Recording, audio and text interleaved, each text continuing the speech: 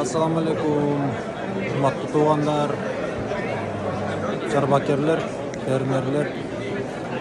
Bugün 15 noyabr 2022 yıl.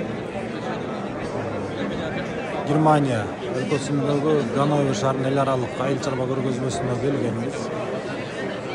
Тажрыйба алыш үчүн жана жаңы заманбап технологияларды үйрөнүш үчүн жана жаңы кийинки өздөштүрүп аткан пародаларды да көргөнбүз. Азыр силерге көрсөтөйүн деп аткан Галаве деген парода бар го.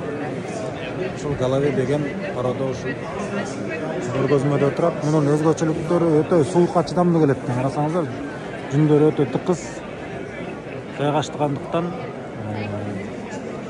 бул биздин тоолуу шарттарга дагы жана суукка чыдамдуулугу менен өзгөчөлөнөт экен. Бул дагы эт багытында. Ал эми ар жагындагы болсо, эми шареле. Шареле.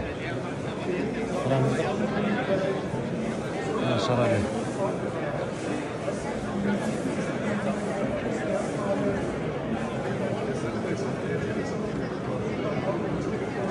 Бул болсо жанындагы торпогу 2022 жылкы 9 мартта толупту. Аркыбызы энеси. 10 мартта толгон торпог. Эт багытында бул дагы да.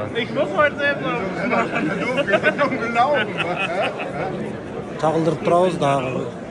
Жакшы кызыктуу сүт багытынан да чагылдырабыз Кудай буйрса. Ал эми көргөзмөгө алып аткан иншалла.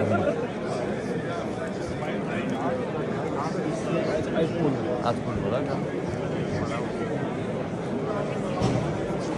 Мына Кызыл Аңгүс 2016 жылкы